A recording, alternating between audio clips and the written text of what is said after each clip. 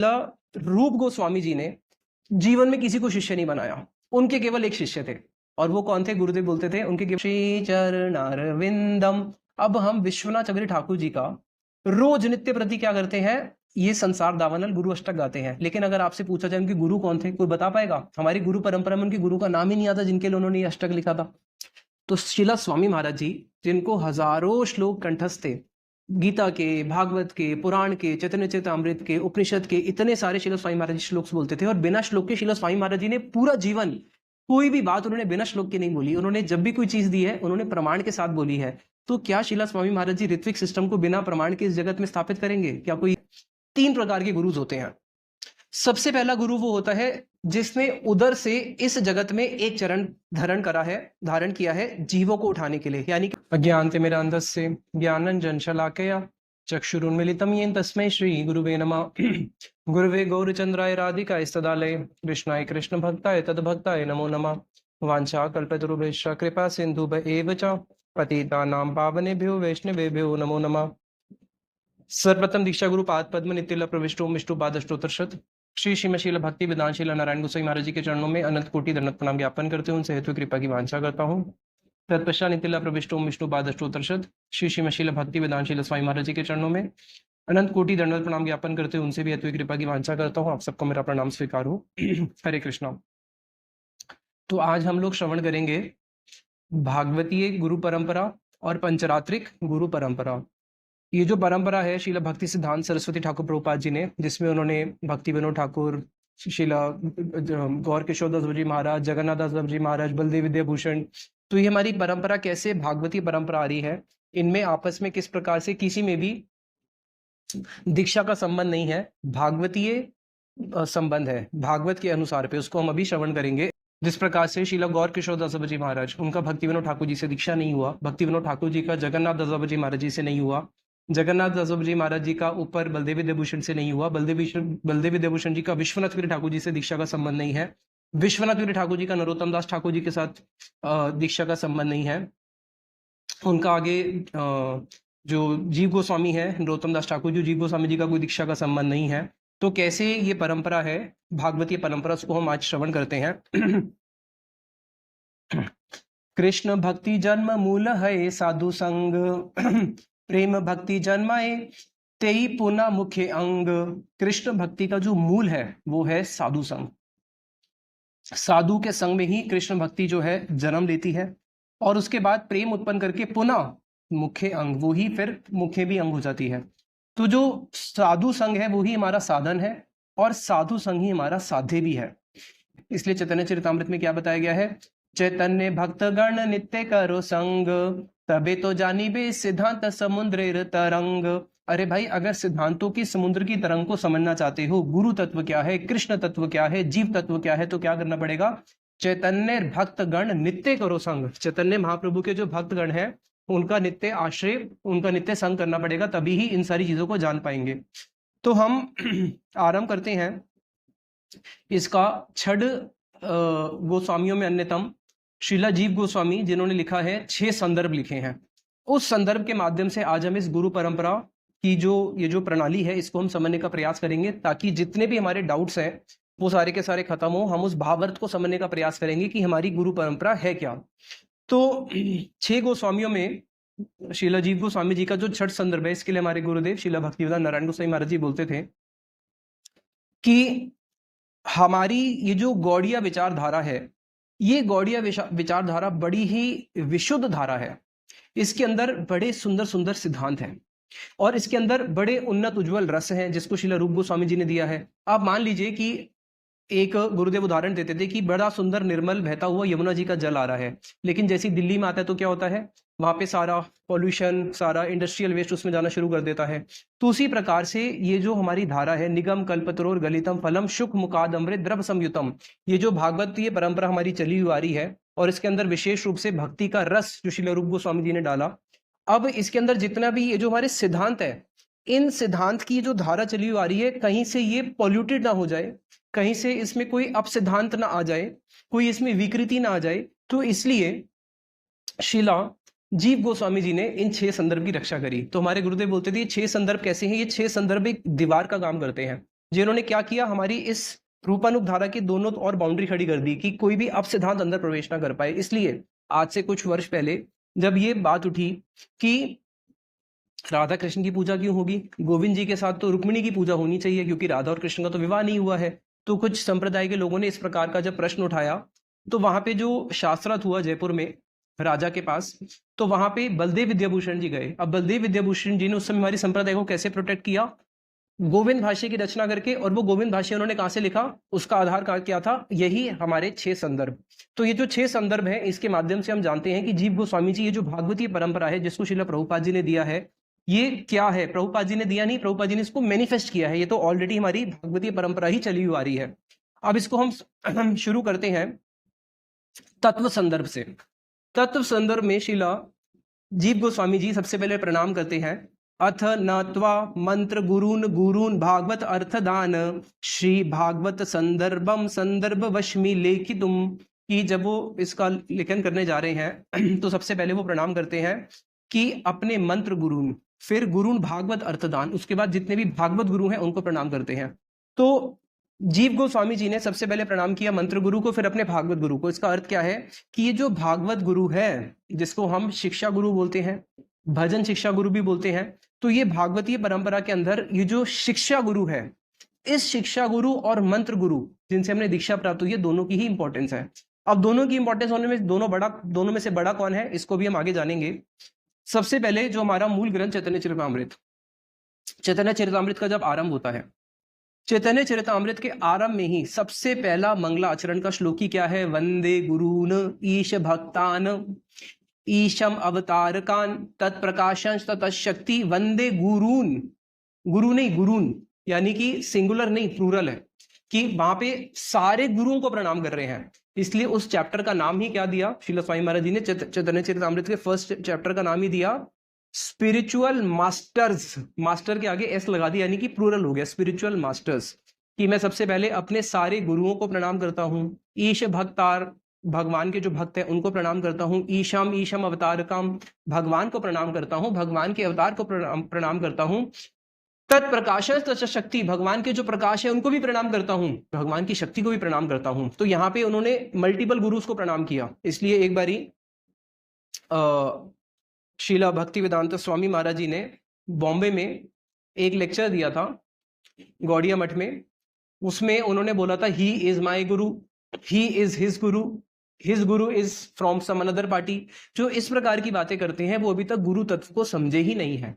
तो आज हम इस गुरु तत्व को क्लैरिटी के साथ समझने का प्रयास करेंगे कि 2 प्रकार के गुरु होते हैं जीवन में, एक भजन गुरु, भजन शिक्षा गुरु, और एक दीक्षा गुरु।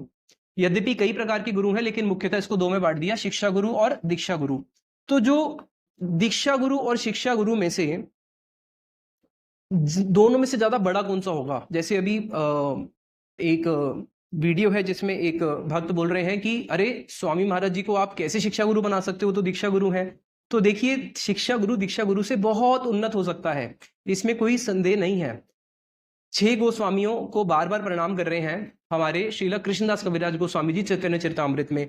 ए 6 गुरु शिक्षा गुरु ते अमार, ताई सबार पाद पद में करी नमस्कार। अरे कृष्णदास कविराज गोस्वामी जी का कह रहे हैं ए 6 गुरु शिक्षा गुरु ते अमार। ये जो 6 गुरु हैं, श्री रूप सनातन भट्ट रघुनाथ, श्री जीव गोपाल भट्ट दास रघुनाथ, ए 6 गुरु शिक्षा गुरु अमार, ये 6 के 6 मेरे शिक्षा गुरु हैं।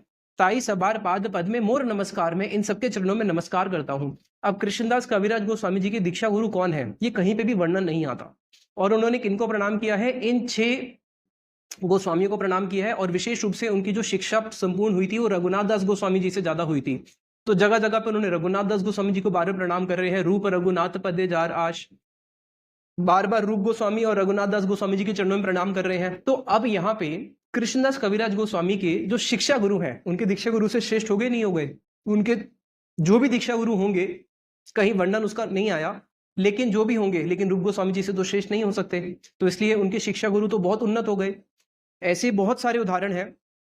शीला जीव गोस्वामी जी के पास 3 महाप्रभु के परिकरों ने अपनी शिक्षा ग्रहण करी। उनमें से एक नरोत्तम दास ठाकुर, एक श्रीनिवास प्रभु, एक श्यामानंद प्रभु।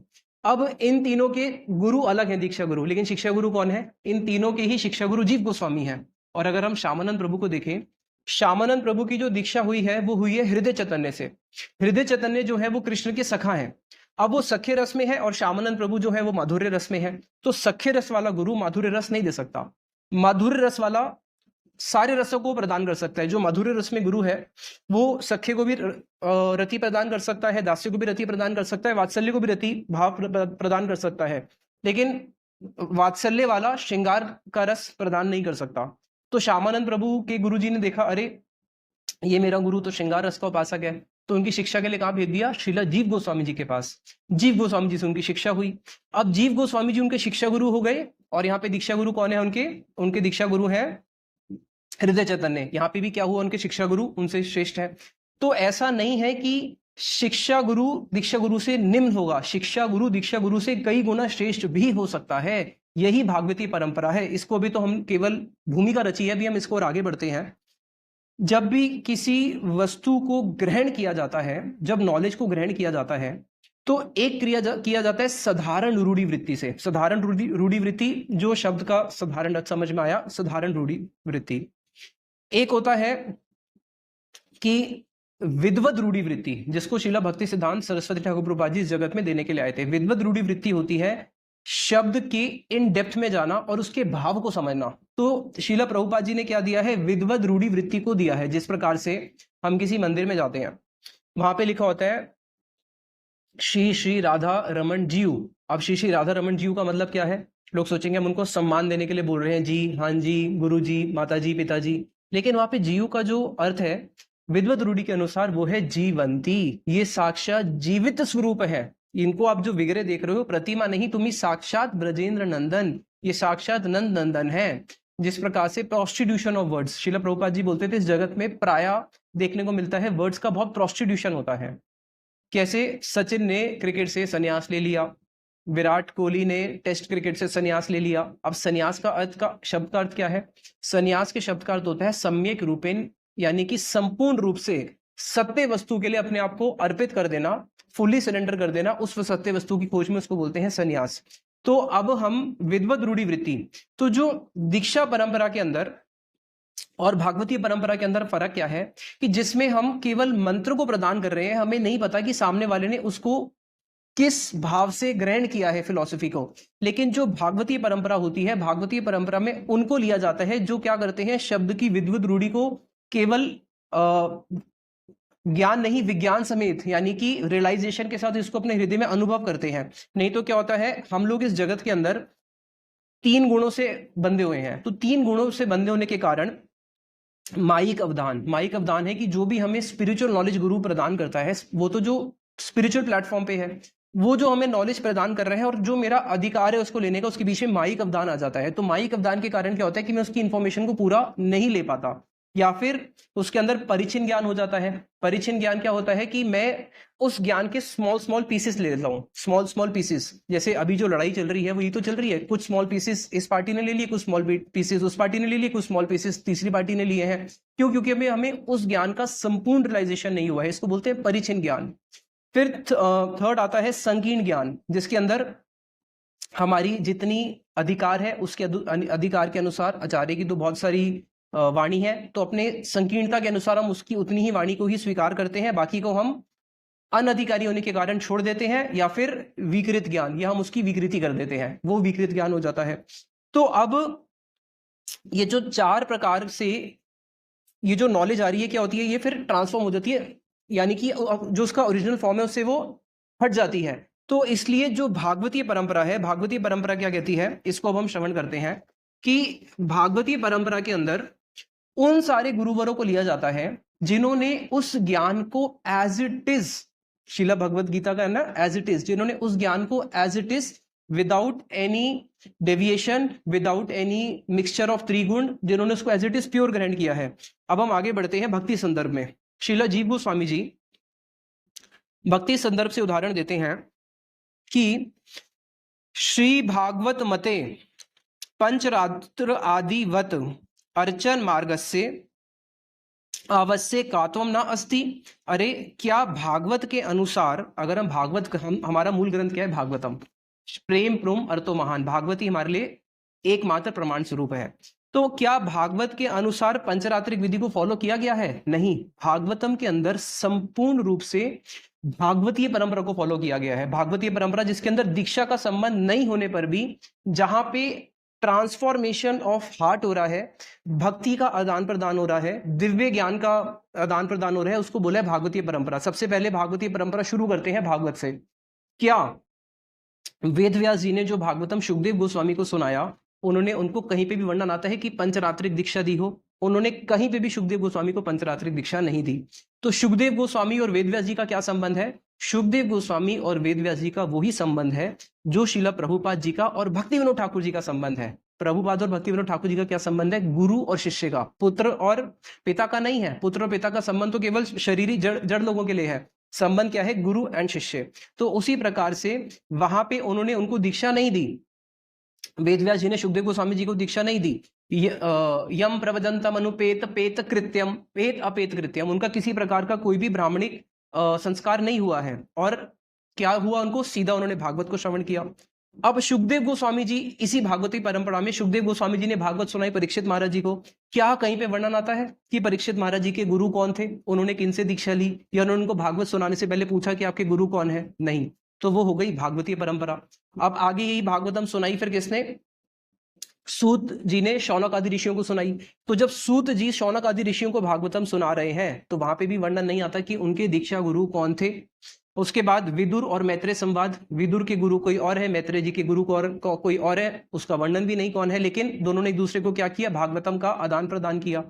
तो ये है हमारी भागवतीय परंपरा, जिसके अंदर हम दीक्षा को इतना इंपॉर्टेंस ना देके हम इंपॉर्टेंस देते हैं इस भागवतीय संबंध को, कि भागवतीय संबंध क्या है। इसका एक और उदाहरण देते हैं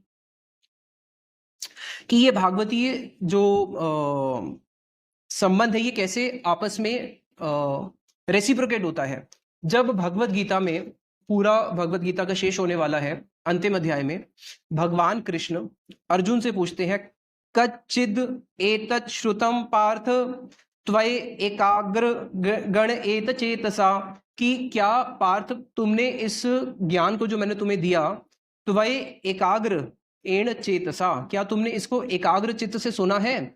और फिर अर्जुन क्या उत्तर देते हैं? नष्टो मोहो स्मृतिर लब्धा, कि हे केशव मेरा मोह नष्ट हो चुका है, स्मृति प्राप्त हो चुकी है। कैसे? त्वये प्रसादन मैं अच्युता, कि हे अच्युत आपकी प्रसाद से, आपकी कृपा से मैंने इस ज्ञान को संपूर्ण रूप से ग्रहण किया है।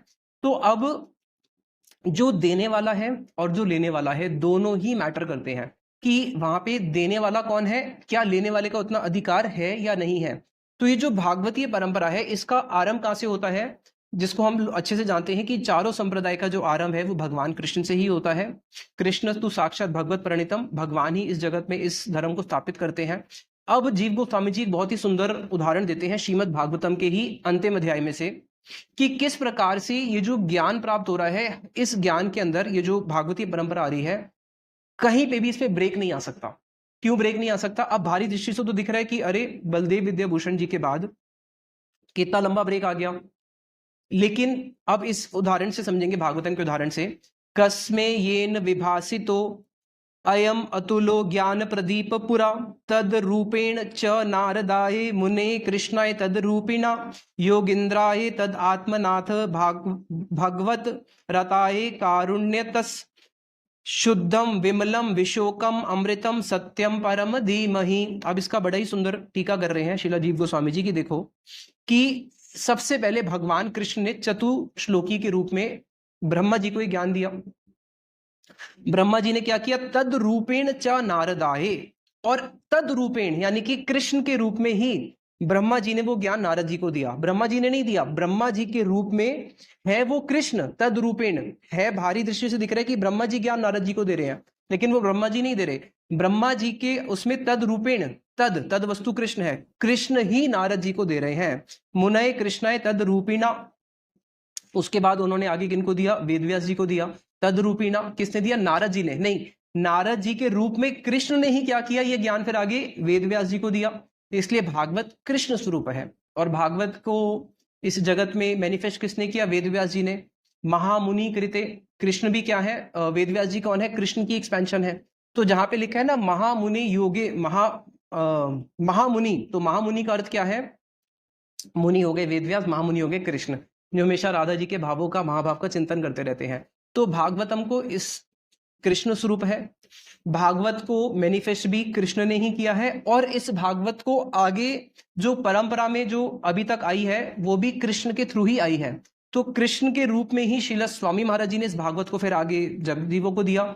तो इसलिए कभी भी ये संप्रदाय के अंदर किसी भी प्रकार से कोई कट नहीं आ सकता है। ये संप्रदाय जो है जैसे एक तेल की धारा होती है और एक होती है जल की धारा। अब जल की धारा में तो बीच बीच में गैप्स नजर आएंगे, तेल की धारा बिल्कुल फ्लो ऐसे बहती है। तो अब भारी दृष्टि से ये नजर आएगा, जैसे भगवान कृष्ण अर्जुन को बोल रहे हैं स काल ने महता योगो नष्ट परंतपा, कि काल क्रम के अनुसार क्या हुआ, ये ज्ञान लुप्त हो गया। और उसके बाद भक्तो असी में सखा चहेति रहस्य में तो तदुत्तमम, लेकिन अब तुम मेरे भक्त हो, सखा हो, इसलिए मैं तुम्हें दोबारा से ये ज्ञान दे रहा हूं। तो कई जगहों पे हमें डिस्क्रिपेंसीज नजर आती है, लेकिन ये जो ज्ञान है एब्सोल्यूट लेवल पे अगर हम इसको देखेंगे, भागवती परंपरा के अनुसार अगर हम देखेंगे, तो ये जो ज्ञान है ये भगवान कृष्ण ही जब जब यदा यदा ही धर्मस्य ग्लानिर्भवति भारत, जब जब अगर संप्रदाय के अंदर किसी प्रकार की कुछ विकृति भी आती है तो उस ज्ञान को कृष्ण ही आगे पूरा करते हैं। जब भगवान कृष्ण इस जगत से जाएंगे, अंतिम भेंट उद्धव जी से करी, तो परीक्षित महाराज जी ने प्रश्न पूछा। इसको भी शीला जीव गोस्वामी जी उदाहरण देके समझा रहे हैं। परीक्षित महाराज जी से प्रश्न पूछा, परीक्षित महाराज जी ने ये प्रश्न पूछा सुखदेव गोस्वामी जी से कि जब सारे के सारे यदुवंशियों को श्रापग्रस्त हुए और सबको ही जब जाना था, तो उद्धव जी कैसे रह गए? निधनम उपगदेशु वृष्णि भोजेशु तू कथम अवशिष्टता उद्धवा, ये उद्धव जी कैसे रह गए? जब सारे के सारे ही वृष्णि कुल और सब भोज कुल चले गए, तो ये उद्धव जी कैसे रह गए? तो इसका उत्तर में सुखदेव गोस्वामी जी बोलते हैं अतो मद वायुनम लोकम ग्रहयान इह तिष्ठतु, कि भगवान ने अपनी वाणी का इस जगत में प्रचार करना था।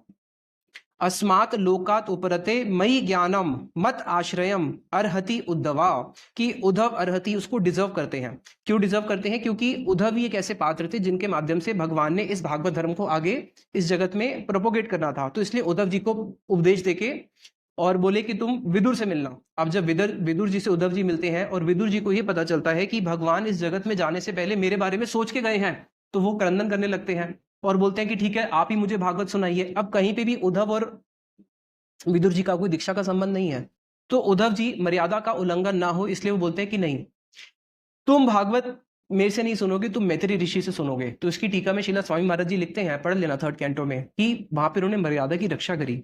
यद्यपि उद्धव मैत्री ऋषि से रस की दृष्टि से बहुत श्रेष्ठ है, लेकिन मर्यादा थी कि मैत्री जी उनसे बड़े हैं, तो मैत्री जी से ही ये भागवत सुने। तो फिर मैत्री ऋषि से बैठ के उद्धव जी ने भागवत सुनी, सॉरी मैत्री ऋषि से बैठ के विदुर जी ने भागवत सुनी। तो अब ये जो क्रम है, इसलिए ये क्रम कभी भी टूटता नहीं है, इस क्रम को स्वयं कृष्ण ही इसकी रक्षा करते हैं। इसका एक उदाहरण और दिया हमारे ही टीकाकार, हमारे ही गुरु वर्गों ने भागवत से ही उदाहरण दिया, क्योंकि भागवत ही हमारे लिए प्रमाण ग्रंथ है। जनस्य कृष्णाद विमुखस्य देवा अधर्मशीलस्य सुदुखितस्य अनुग्राहे एव चरंती नूनाम, क्या? जनस्य कृष्णाद विमुखस्य, जितने भी जन हैं जो कृष्ण से विमुख हैं, कृष्ण से विमुख होने के कारण क्या हुआ? अधर्म से सुदुखितस्य, अधर्म में लिप्त होते हैं, अधर्म में लिप्त होने के कारण सुख की आशा करते हैं, लेकिन मिलता बहुत दुख है, सुख नहीं मिलता, सुदुख मिल जाता है।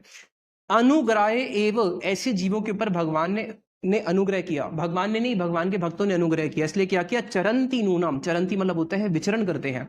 यहाँ पे जो चरंती शब्द है ये प्रेजेंट है, पास्ट नहीं है, फ्यूचर नहीं है, चरंती, और आज भी विचरण करते हैं। भगवान के शुद्ध भक्त आज भी विचरण करते हैं, किस लिए? जीवों के कल्याण के लिए। तो अब यहाँ पे हम भागवत के इसी प्रमाण से और आगे बढ़ते हैं कि किस प्रकार से जो हम श्रवण कर रहे हैं भागवतीय परंपरा। अब ऐसा नहीं है कि ये परंपरा केवल श्रील प्रभुपाद जी ने दी है, ये परंपरा भागवत में ऑलरेडी है और आज से नहीं है, आदि युग से है। चैतन्य महाप्रभु के आने से पहले श्रीधर स्वामी पाद, जिन्होंने भागवतम की सबसे पहले टीकाकार, जिन्होंने भागवतम की सबसे ऑथेंटिक टीका लिखी है, और श्रीला चैतन्य महाप्रभु ने बोला था जो श्रीधर को नहीं मानता वो वैश्यासम है। तो श्रीधर जी ने भागवतम के 3rd कैंटो के स्टार्टिंग में ही टीका में क्या लिखा है? द्वेदा ही श्रीमद भागवत संप्रदाय प्रवृत्ति अन्यतस विस्तारता शेषा सनत कुमार संख्यायन आदि द्वारे न, कि इस भागवतम धर्म को शेष से, भगवान शेष से सनत कुमार को प्राप्त हुआ, सनत कुमार से फिर संख्यायन को प्राप्त हुआ, संख्यायन ऋषि के फिर आगे दो शिष्य हुए, एक हुए पराशर, एक हुए बृहस्पति। बृहस्पति जी के शिष्य उद्धव हैं, सब लोग जानते हैं, और पराशर जी के शिष्य हुए मैत्री। तो आगे फिर मैत्रेय जी से विदुर जी, और ये भागवत क्रम चला। तो ये जो भागवत परंपरा का क्रम है, इसके अंदर कहीं पे भी दीक्षा को इंपॉर्टेंस नहीं दी गई। हमारे शिला रूप गोस्वामी जी ने जीवन में किसी को शिष्य नहीं बनाया, उनके केवल एक शिष्य थे, और वो कौन थे? गुरुदेव बोलते थे उनके केवल एक शिष्य थे, दैट वाज शीला जीव गोस्वामी को उन्होंने मंत्र दिया था, और उन्होंने किसी को मंत्र नहीं दिया। अब जितने भी गौड़िया वैष्णव वो क्या बोलते हैं?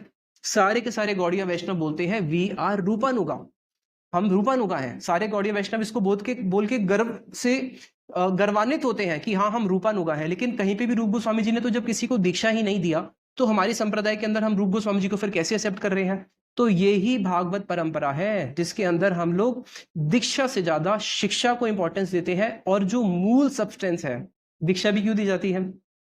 दीक्षा के जो मंत्र दिए जाते हैं वो एक बीज होता है। क्या है वो बीज? क्या है कि गुरु कृष्ण प्रसादे पाए भक्ति लता बीज, माली हैया करे से बीज आरोपण, श्रवण कीर्तन जले करे सिंचन। हो सकता है कि बीज किसी ने आरोपित कर दिया, लेकिन उस बीज का जो सिंचन है, हो सकता है वो शिक्षा गुरु करे। इसलिए शिला स्वामी महाराज जी अपने चैतन्य चरितामृत की एक जगह पे टीका पे लिख रहे हैं, उसको एज इट इज पढ़ता हूं इंग्लिश में। आदि लीला में लिख रहे हैं 35 एंड 47 नंबर श्लोक, first chapter. There is no difference between the shelter giving supreme lord and the initiating and instructing spiritual masters. इन तीनों में कोई भेद नहीं है। शिक्षा गुरु ते जानी कृष्ण रस्वरूप, भक्त अंतर्यामी श्रेष्ठ यही दो ही रूप। शिक्षा गुरु को कृष्ण का ही स्वरूप मानो। अब यहाँ पे जो शिक्षा गुरु का अर्थ हो रहा है, उसका अर्थ हम जैसे भक्त नहीं, जो अभी भक्त भी नहीं है, यहाँ पे शिक्षा गुरु का अर्थ है जो उत्तम अधिकारी हैं, यानी कि जो उत्तम अधिकार तक पहुंच चुके हैं, उनकी बात हो रही है, जो आसक्ति भाव उस स्टेज तक पहुंच चुके हैं।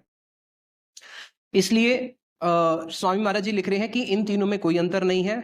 Initiating and instructing spiritual masters, if one foolishly discriminate between them, अगर कोई अज्ञानतावशत मूढ़तावशत इनके अंदर भेद देखता है, he commits an offence in the discharge of devotional service, वो भक्ति के आड़ में क्या कर रहा है? अपराध कर रहा है। There is no limit however to the number of instructing spiritual masters one में एक्सेप्ट, कोई कितने भी शिक्षा गुरु को एक्सेप्ट कर सकता है। हमारे गुरुदेव बोलते थे श्रीला भक्तिवेदांत नारायण गोसाई महाराज जी कि मैंने अपने गुरुदेव भक्ति प्रज्ञान केशव गोस्वामी महाराज जी की कृपा से प्रभुपाद जी के अनेक अनेक गणों की सेवा प्राप्त करी, और उन सबकी कृपा मैंने प्राप्त करी। तो दीक्षा गुरु के माध्यम से उनको जीवन में बहुत सारे शिक्षा गुरु मिले। तो उसी जिन्होंने शिला स्वामी महाराज जी को अपना दीक्षा गुरु माना, स्वामी महाराज जी ने ही उनको भक्ति रक्षक श्रीधर गोसाई महाराज जी के पास भेजा, गो लर्न फ्रॉम हिम। तो उनको जीवन में भक्ति रक्षक श्रीधर गोसाई महाराज जी शिक्षा गुरु मिले, जिनके लिए शिला स्वामी महाराज जी बोल रहे हैं he is even my shiksha guru, then for my disciples you can understand कि आपके लिए वो कितना बड़ी पर्सनैलिटी होंगे। शीला भक्तिवेदांत नारायण गोसाई महाराज जी को कई लोगों ने अपना शिक्षा गुरु माना, शीला स्वामी महाराज जी ने कई शिष्यों को उनके पास भेजा शिक्षा ग्रहण करने के लिए। तो जीवन में हमारे बहुत सारे शिक्षा गुरु हो सकते हैं। कितने लोगों ने शिक्षा शीला गौर गोविंद महाराज जी से ग्रहण करी है। तो शिक्षा गुरु की कोई लिमिट नहीं है, शिक्षा गुरु कितने भी हो सकते हैं।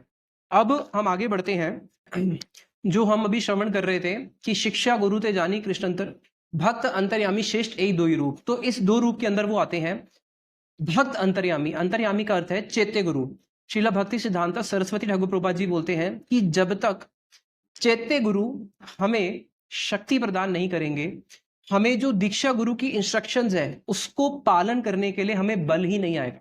तो जो दीक्षा गुरु है, इसलिए भागवत का एक श्लोक है जिसमें बताया गया है, प्रहलाद महाराज जी का है, ना एव उपयंती अवचित्तिम कव्यस्तवेशम, ना एव उपयंती अवचित्तिम कव्यस्तवेशम रिद मूल स्मरंता यो अंतर बहिस्तनुबिताम अशुभम विदुन्वंत अचैत्य वपुषा स्वगतिम व्यनक्ति, जिसमें बता रहे हैं ना एव उपयंती अवचित्तिम, भाई तुम कभी भी कोई भी जीव अपने गुरु के ऋण को नहीं चुका सकता। क्यों? यो अंतर बहिस्तनुब्रीताम, वही गुरु क्या करते हैं, हमारे सामने दो रूप धारण करते हैं। एक बाहर हमारे सामने दीक्षा गुरु का रूप धारण करते हैं, और शिक्षा गुरु का रूप भी वही धारण करते हैं। और फिर क्या करते हैं, बाहर में तो वो आचार्य का रूप धारण करते हैं, चाहे वो दीक्षा या शिक्षा दोनों ही आचार्य हैं। आचार्य का रूप धारण करते हैं जो आचरण करके शिक्षा देता है, और यो अंतर बहिस्तनुब्रीताम, और जीव के अंदर हृदय के अंदर वो क्या करते हैं, चैत्य गुरु को रूप धारण करते हैं। यह ब्रह्म आयुष अपि कृतम, अगर किसी को ब्रह्मा जितनी आयु मिल जाए, ब्रह्मा जितनी आयु मिलके भी कोई अपने गुरु का ऋण नहीं चुका सकता। क्यों? क्योंकि वो गुरु जो है, केवल ऐसा नहीं है कि दीक्षा दे दी और उसके बाद गुरु चले गए या इस जगत में नहीं है, तुम्हारा उनसे संबंध हो गया, खत्म हो गया, नहीं। वही दीक्षा गुरु हमारे सामने शिक्षा गुरु के रूप में आते हैं। तो वो गुरु क्या करते हैं हमारे सामने, चैत्य गुरु के रूप में अंदर बैठ के, जो हमें उन्होंने बाहर से इंस्ट्रक्शंस दी है, चैत्य गुरु के रूप में अंदर बैठ के उन इंस्ट्रक्शंस को धारण करने की वो शक्ति देते हैं। तो इसलिए जीव हमेशा ही गुरु का ऋणी है। तो हमारे सामने वो चैत्य गुरु के रूप में हमें दिन रात हमको शासन करते हैं, हमारे सामने शिक्षा गुरु के रूप में आते हैं, दीक्षा गुरु के रूप में आते हैं। और अगर कोई उनको केवल एक ही रूप में माने और उनके शिक्षा गुरु के रूप को अगर रिजेक्ट कर दे, तो वो अपराध की कैटेगरी में भी आएगा और गुरु अवज्ञा की कैटेगरी में भी आएगा। तो इसलिए हम देखते हैं कि ये जो भागवतीय परंपरा है, जिसमें हम एक लिविंग गुरु की हमें इंपॉर्टेंस है। क्यों? भागवत में एक श्लोक आता है जिसमें बताया गया है, स उत्तम श्लोक महन मुख अच्युत भवत पदाम्बो शुधा कणा नीले स्मृतिम पुनर्विस्मृत तत्व वर्तमानाम कु योगिनाम नो वितरति अलम भरे। जिससे बता रहे हैं कि ये जो भगवान के जो चरण है, भगवान के चरणों को अपने हृदय में धारण करते हैं भक्त, इसलिए उनका नाम होता है प्रभु पाद। जो प्रभु के पाद को हमेशा ही अपने हृदय में धारण करें। और जब वो कथा करते हैं, उनकी कथा लिप से नहीं निकलती, ना ब्रेन से निकलती, उनकी कथा सीधा हृदय से निकलती है। तो जो ऐसे शुद्ध भक्त हैं, जो अपने हृदय के धन को क्या करते हैं, तो हमारा हृदय सदा गोविंद विश्राम, जिनके हृदय में सदा भगवान का विश्राम होता है, ऐसे भक्तों के मुख से जो हरि कथा निकलती है, वो उनके हृदय का जो धन है, वहां पे जो भगवान के चरण है उनके हृदय में जो स्थापित है, उन चरणों के पराग उनके मुख से निकलता है। भवत पदाम्बो शुद्धा कणा नीले, उनके जीवा से क्या निकलता है, भगवान के चरणों का जो सैफरन है, जो कुमकुम है, वो उनकी वाणी से निकलता है, साधक के कर्णकूर में प्रवेश करता है और उसके कर्णकूर में प्रवेश करके फिर उसके हृदय में जाता है। और फिर वहां पे जाके क्या होता है, विद्यन्ते हृदय ग्रंथिश छिन्दन्ते सर्व संशय, उसके हृदय में जाके जो हृदय की सारी ग्रंथियां उसको वो काट देता है, जिसके उसके सारे संशय हैं, सारे के सारे संशय उसके खत्म हो जाते हैं। दृश्य एवं आत्मनि ईश्वरे, तब जाके उसको भगवान की उसके दर्शन होते हैं, सारे तत्व उसके सामने क्लियर होते हैं। तो अब हम आगे बढ़ते हैं इसी क्रम में। अब हम आश्रय लेंगे श्रीला चैतन्य महाप्रभु का। किस प्रकार से चैतन्य महाप्रभु ने इस भागवतीय धर्म परंपरा को फॉलो किया है, हम ये श्रवण करेंगे। और हम श्रवण करेंगे कि किस प्रकार से भक्ति रक्षक श्रीधर गोस्वामी महाराज, जिनके लिए श्रीला स्वामी महाराज जी ने अपना उनको शिक्षा गुरु के रूप में वर्ण किया है, भक्ति रक्षक श्रीधर गोस्वामी महाराज जी इस विषय में क्या बोलते हैं, उसको भी हम श्रवण करेंगे। तो आगे श्रीला भक्ति रक्षक श्रीधर गोस्वामी महाराज जी बताते हैं कि जब हम गुरु के पास जाते हैं तो 3 चीजें होनी चाहिए भागवतीय परंपरा के अंदर। क्या? प्रणिपात, परिप्रश्न और सेवया। उसके बाद जाके प्रणिपात होंगे, प्रणिपात से भी काम नहीं होगा, सेवा भी करनी पड़ेगी, इससे भी काम नहीं होगा, परिप्रश्न भी करना पड़ेगा। जिस प्रकार से परिप्रश्न किसने किया, परिप्रश्न किया परीक्षित महाराज जी ने, परिप्रश्न किया सनातन गोस्वामी पाद जी ने, परिप्रश्न किया रूप गोस्वामी जी ने। चैतन्य चरितामृत के अंदर रूप शिक्षा आती है। रूप शिक्षा में क्या है, रूप गोस्वामी जी प्रश्न पूछ रहे हैं, महाप्रभु उत्तर दे रहे हैं। सनातन शिक्षा आती है, सनातन गोस्वामी पाद जी प्रश्न पूछ रहे हैं, के आमी के ने अमारे जारे तापत्रये इहा नहीं जानी के मने हित है, और उनके प्रश्नों के उत्तर श्रीमद चैतन्य महाप्रभु ने दिए, बन गया सनातन शिक्षा। परीक्षित महाराज जी ने 6 प्रश्न पूछे, उन 6 प्रश्न में पूरा भागवत आ गया। तो इसको बोलते हैं परिप्रश्न। अभी प्रश्न है कि अगर हमारे सामने गुरुदेव प्रेजेंट फॉर्म में नहीं है तो क्या हम उनसे परिप्रश्न कर सकते हैं? श्रीला स्वामी महाराज जी हर जगह एविडेंस देते थे। क्यों? क्योंकि हमारी गौड़िया विचारधारा है कि बिना एविडेंस के कुछ नहीं बोलना। जब सनातन शिक्षा हो रही है, महाप्रभु सनातन गोस्वामी पाद जी को हर बांग्ला पद के बाद एक संस्कृत का श्लोक एविडेंस दे रहे हैं। चैतन्य चरितामृत खोल के देख लेना। रूप गोस्वामी जी को जब महाप्रभु शिक्षा दे रहे हैं, बार बार एविडेंस दे रहे हैं। लेकिन महाप्रभु ने इस भागवती धर्म परंपरा को कैसे फॉलो किया? महाप्रभु का दीक्षा हुआ ईश्वर गौरीपाद जी से, लेकिन शिक्षा किनसे हुई? महाप्रभु की शिक्षा होती है राय रामानंद जी से। वो राय रामानंद जी के पास गए। दक्षिण भारत उनका जाना छल था। वास्तविक उनका कारण क्या था? बोले कि मैं अपने भाई को ढूंढने जा रहा हूं, लेकिन वो गए थे राय रामानंद जी का संग प्राप्त करने के लिए। और राय रामानंद जी से महाप्रभु प्रश्न पूछ रहे हैं, राय रामानंद जी उत्तर दे रहे हैं। तो वहां पे जो राय रामानंद संवाद है, महाप्रभु राय रामानंद जी को बोलते हैं कि हर उत्तर के बाद मुझे शास्त्र का प्रमाण दो। तो राय रामानंद जी हर उत्तर के बाद शास्त्र का प्रमाण देते हैं, और विशेष रूप से भागवत का ही देते हैं। तो श्रीला स्वामी महाराज जी, जिनको हजारों श्लोक कंठस्थ थे, गीता के, भागवत के, पुराण के, चैतन्य चरितामृत के, उपनिषद के, इतने सारे श्रीला स्वामी महाराज जी श्लोक बोलते थे। और बिना श्लोक के श्रीला स्वामी महाराज जी ने पूरा जीवन कोई भी बात उन्होंने बिना श्लोक के नहीं बोली। उन्होंने जब भी कोई चीज दी है, उन्होंने प्रमाण के साथ बोली है। तो क्या शिला स्वामी महाराज जी ऋत्विक सिस्टम को बिना प्रमाण के इस जगत में स्थापित करेंगे? क्या कोई एविडेंस नहीं देते? एक बारी शिला भक्ति रक्षक श्री गुरु स्वामी महाराज जी उदाहरण देते हैं कि कैसे शिष्य अपने गुरुदेव के भाव को और उनकी उसके मूड को समझता है। एक औरबिंदो घोष करके पौंडीचेरी के बहुत बड़े राइटर थे। ये जो राइटर थे, किसी कारण से उस समय की सरकार ने आदेश दिया कि इनको बंदी बनाया जाए, तो ये भाग गए, लापता हो गए। अब जो अधिकारी था जिन्होंने इनको ढूंढना था, उसने देखा कि मैं इनको कहीं ना कहीं से तो ढूंढ लूंगा, क्यों, इनका कार्य है लिखना, एडिटर है, कहीं ना कहीं तो बैठ के कुछ लिख रहे होंगे, लेखक है। तो उन्होंने, इसने जो ऑफिसर था, इसने पूरी जितनी भी अखबार थी, मैगजीन्स थी, मंगवा के पढ़नी शुरू करी। और जैसी उसके पास अमृत बाजार पत्रिका लगी, जो कि कलकत्ता में छपती है, उसमें एक आर्टिकल को पढ़ के समझ गया ये तो अरविंदो घोष ने लिखा है। और जाके उसके माध्यम से उसके अमृत बाजार के पत्रिका के ओनर के पास पहुंचे और फिर जाके उनको बंदी बनाया। तो यहाँ पे भक्ति रक्षक श्री गोस्वामी महाराज जी बोलते हैं, जब एक भौतिक आर्टिकल के अंदर और उसके रीडर के अंदर आपस में ऐसा संबंध होता है कि वो पहचान लेता है कि क्या ये मेरे ही राइटर ने लिखा है जिसको मैं रेगुलर सुनता हूं, और उसको पकड़ लेता है। तो उसी प्रकार से क्या शिष्य अपने गुरुदेव के भावों को नहीं समझ सकता? जो शरणागत शिष्य है वो अपने गुरुदेव की भावनाओं को अच्छे से समझता है। इसका उदाहरण आता है माधवेंद्र पुरी पाद जी के शिष्य ईश्वर पुरी जी, उनके शिष्य चैतन्य महाप्रभु। चैतन्य महाप्रभु जब दक्षिण भारत में थे, वहां पे उनको शनोदीय नाम के एक ब्राह्मण मिले। जैसे ही महाप्रभु ने उस ब्राह्मण को देखा तो महाप्रभु समझ गए, क्या, माधवेंद्र पुरी रस संबंध धर जानी, माधवेंद्र पुरी जी के साथ उनका संबंध है, जान गए वो। कैसे? केवल उसको देख के। और उनका डायरेक्ट संबंध नहीं है माधवेंद्र पुरी बाजी से, ईश्वर पुरी बाजी के थ्रू है, तब भी वो समझ गए। तो उसी प्रकार से जो गुरु के मूड्स हैं, ये जो भागवतीय परंपरा है, ये स्वामी महाराज जी के मूड्स हैं। इसी भागवतीय परंपरा को, ये आज से नहीं, इतने सारे हमने पीछे एविडेंस दिए हैं। कृष्ण हईते चतुर्मुख, है कृष्ण सेवनमुख, ब्रह्मा हईते नारदिर्मति, वहीं से ये पूरी भागवती परंपरा चली हुई आ रही है। तो कभी भी शिला स्वामी महाराज जी इस भागवती परंपरा का अतिक्रम नहीं करेंगे। क्यों? आचार्य क्या करता है, यद्यपि आचार्य जो है टाइम प्लेस सर्कमस्टेंसेस के अनुसार कुछ तत्वकालिक और कुछ सर्वकालिक, कुछ ऐसे इंस्ट्रक्शंस होते हैं जो तत्कालिक होते हैं, उसको कभी भी सर्वकालिक नहीं लगाया जा सकता है। वो तत्कालिक उस समय के लिए किए जाते हैं, बट कभी भी उसको अगर हम सर्वकालिक कर देंगे तो फिर जो हमारी संप्रदाय की जो एक प्योरिटी है, वो तो प्योरिटी ही लुप्त हो जाएगी। इसलिए अब आगे शिला भक्ति रक्षक श्री गोस्वामी महाराज जी उदाहरण देते हैं, हम श्रवण करते हैं कि 3 प्रकार के गुरुज होते हैं। इसको अब समझना, गुरु तत्व को, और हम डीप में चल रहे हैं। अभी तक हमने अंदर प्रवेश किया नहीं, अभी हम अंदर प्रवेश करने वाले हैं। 3 प्रकार के गुरुज होते हैं। सबसे पहला गुरु वो होता है जिसने उदर से इस जगत में एक चरण धारण किया है जीवों को उठाने के लिए, यानी कि उसका एक चरण तो गोलोक में है, एक चरण उसने कहां पे रखा है, इस धरती पे रखा है जीवों को उठाने के लिए। ठीक है, इनको बोलते हैं नित्य सिद्ध गुरुवर्ग, जो कि नित्य सिद्ध है, जो कभी भी इस जगत में थे ही नहीं, जो बद्धजीव नहीं है, जो कि नित्य सिद्ध है, यानी कि एटर्नली लिबरेटेड, जो भगवान के ही अपने बरीकर पार्षद हैं। फिर सेकंड कैटेगरीज ऑफ गुरुज वो होते हैं, उनका भी एक चरण यहाँ पे और एक चरण वहां पे ही है, लेकिन सेकंड चरण वाले वो हैं जिन्होंने यहां से उठा के अपना एक चरण ऊपर रखा है।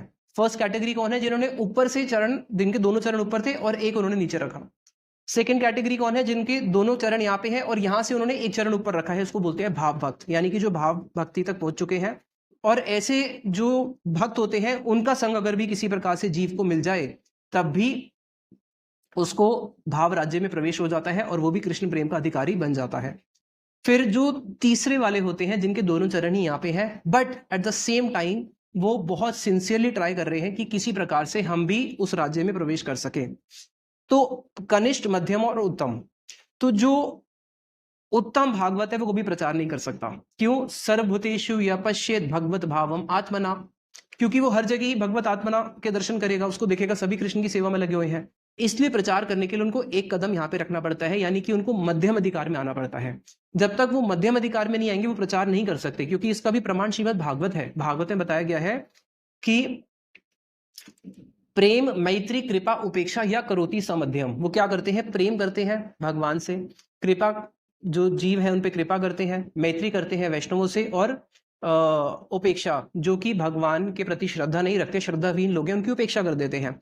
तो यही उत्तम महाभागवत जन क्या करते हैं? एक स्टेप नीचे मध्यम अधिकार में आके प्रचार करते हैं, नहीं तो उत्तम अधिकार में प्रचार नहीं हो सकता है। इसलिए जब राधा नाम लेते हैं सुखदेव गोस्वामी, उनको 6 महीने के लिए मूर्छा आ जाती है, तो इसलिए उनको क्या करना पड़ता है? राधा नाम वो उस समय नहीं ले पाते। तो यहाँ पे ये 3 प्रकार के गुरुज होते हैं। और जीव को अगर मान लीजिए पहले प्रकार के गुरु नहीं मिलते, दूसरे भी नहीं मिलते, अगर उसको तीसरी कैटेगरी के गुरु मिलते हैं और वो कम से कम अनर्थ निवृत्ति से ऊपर उठ के निष्ठा, रुचि, आसक्ति, इन तीनों में से अगर वो रुचि में आ चुके हैं या निष्ठा में भी आ चुके हैं, तो उनका संग प्राप्त करके भी जीव जो है उस स्तर तक तो बढ़ ही सकता है। अब आगे इसको भागवत का एक श्लोक है स्टार्टिंग में, निगम कल्पत्रोर गलितम फलम सुख मुखाद अवृत रवसम यतम पीबतम भागवतम रसमाल्य मूर रसिका भुविक भावुका, जिसमें बता रहे हैं कि पीबतम भागवतम, इस भागवत को, इस रस को पान करो। अब इसको पान कैसे करें? अब ये तो अगर कोई ऐसा फल हो जिसमें केवल रस हो, उसमें कोई गुठली नहीं है, उसमें कोई छिलका नहीं है, उसका गूदा भी नहीं है, तो उसको कैसे करेंगे? वो तो गिर जाएगा। इसलिए इसकी टीका में बताते हैं हमारे श्रीला विश्वनाथ चौधरी ठाकुर जी कि ये क्या होता है, ये परंपरा में प्राप्त होता है। क्योंकि आपको परंपरा में प्राप्त होता है तो तभी ये प्रिजर्व रह जाता है। इसलिए अब हम आगे देखते हैं अपनी संप्रदाय के बारे में कि गौर किशोर दास बाबा जी महाराज, गौर किशोर दास बाबा जी महाराज के जो गुरु थे, अद्वैत आचार्य शांतिपुर में जो उनका पीठ है, उनके ही परिवार में, उनके वंशज में नंद किशोर गोस्वामी जी से उनका दीक्षा हुआ। लेकिन कई जगहों पे ऐसा भी वर्णन है कि उनका निमाई चंद गोस्वामी जी से दीक्षा हुआ, जो कि जानवा माता ठाकुरानी की लीनेज में आते हैं। खैर, जो दोनों में से जो भी हो, लेकिन गौर किशोर दास जी महाराज जी का दीक्षा किसी भी होने से, उनके बाद हमने किसको लिया संप्रदाय में? लिया भक्ति विनोद ठाकुर जी को। उनके पांचरात्रिक गुरु को नहीं लिया। किसको लिया? उनके भागवती गुरु को लिया, भक्ति विनोद ठाकुर। भक्ति विनोद ठाकुर जी से उन्होंने भजन शिक्षा ग्रहण करी। अब भक्ति विनोद ठाकुर जी के जो गुरु हैं विपिन बिहारी जी। अब कुछ बाबा जी संप्रदाय से हैं, वो बोलते हैं कि देखो भक्ति विनोद ठाकुर जी तो हमारे संप्रदाय में से थे, क्योंकि उन्होंने विपिन बिहारी जी से दीक्षा लिया।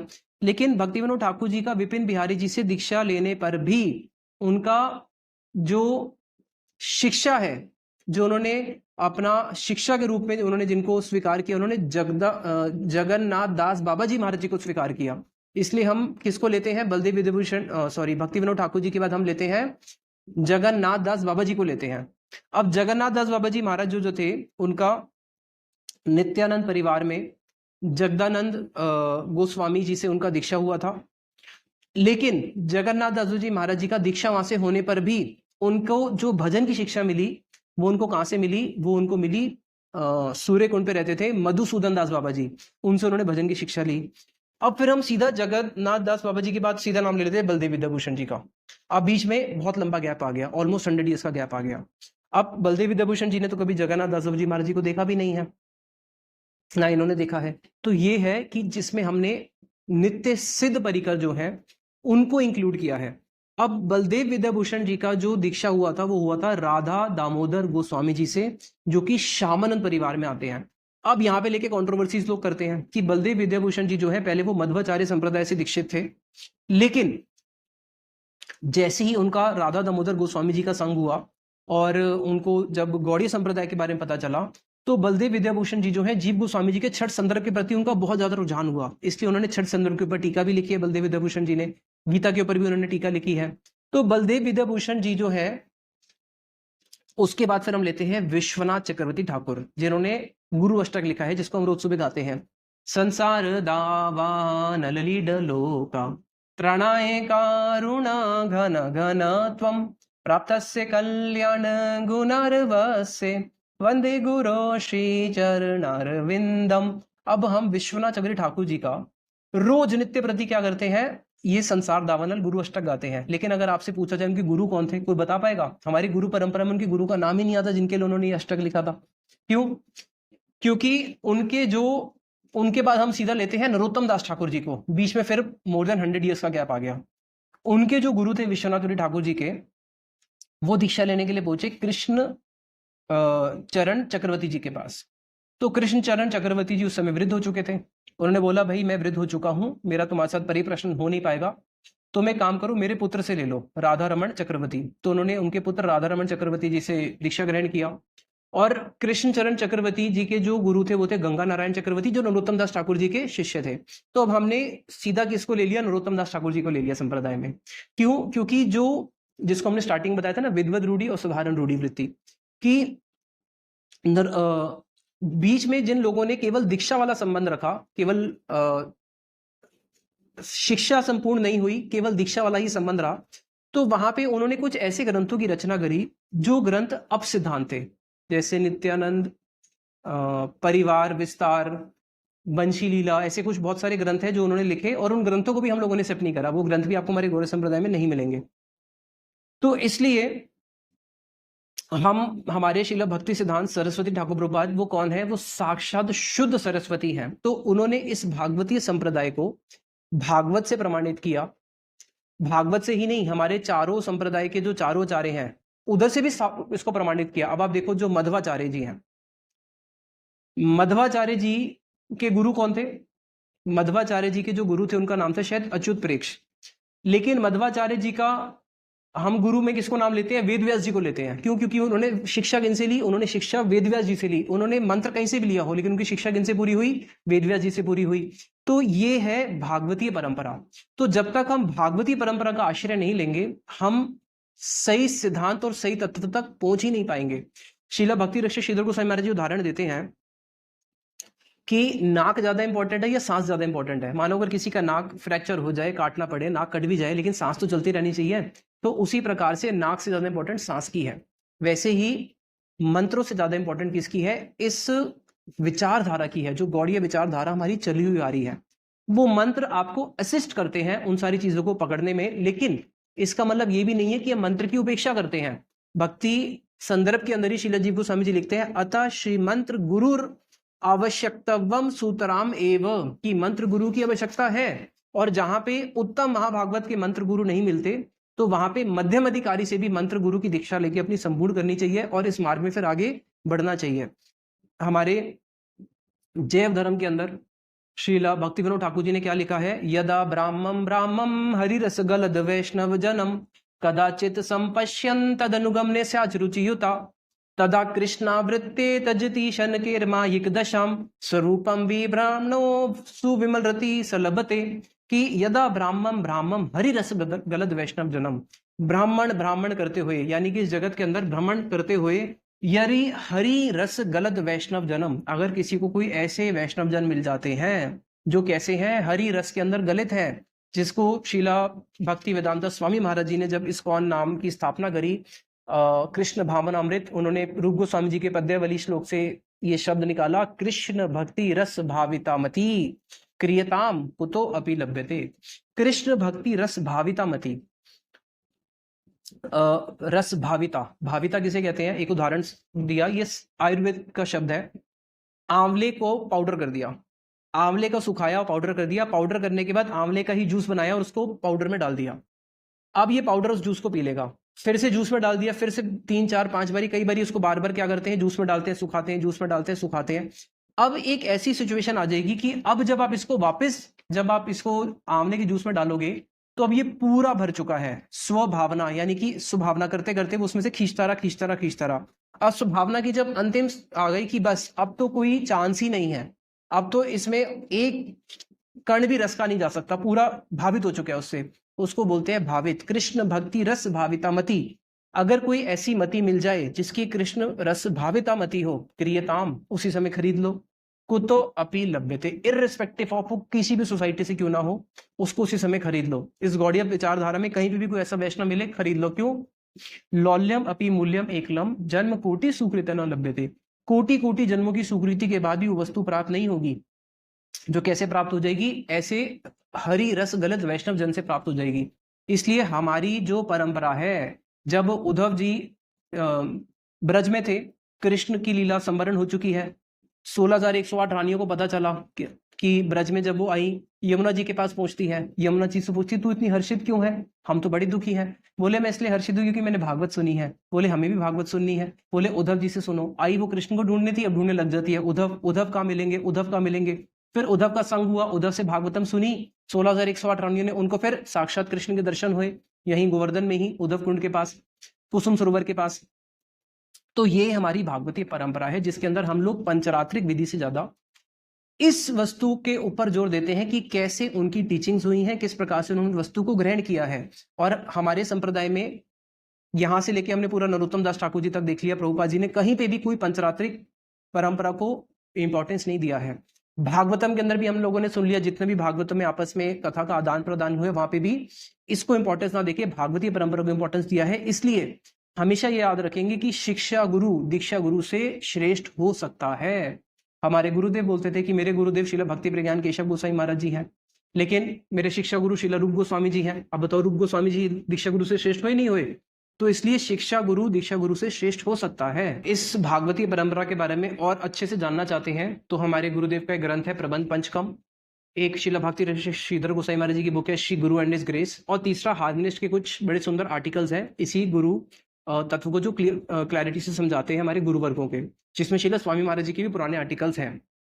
इन सब के लिंक मैं डिस्क्रिप्शन में दे दूंगा, तो आप यहाँ से जाके इसको अच्छे से समझ सकते हैं गुरु तत्व को, ताकि जब तक हमारा गुरु तत्व ही क्लियर नहीं होगा तो हम आगे कैसे बढ़ सकते हैं, ताकि हमारे ये सारे कॉन्सेप्ट्स क्लियर हो। और हम बहुत फॉर्चुनेट हैं कि हम ऐसे प्रभुपाद जी की धारा में आए हैं जहाँ पे उन्होंने हमें इतने ऊंचे सिद्धांत दिए हैं जो कहीं पे भी नहीं है। तो इसी के साथ वाणी को विश्राम देते हैं। निताई गौर प्रेमानंदे, हरि हरि बोल।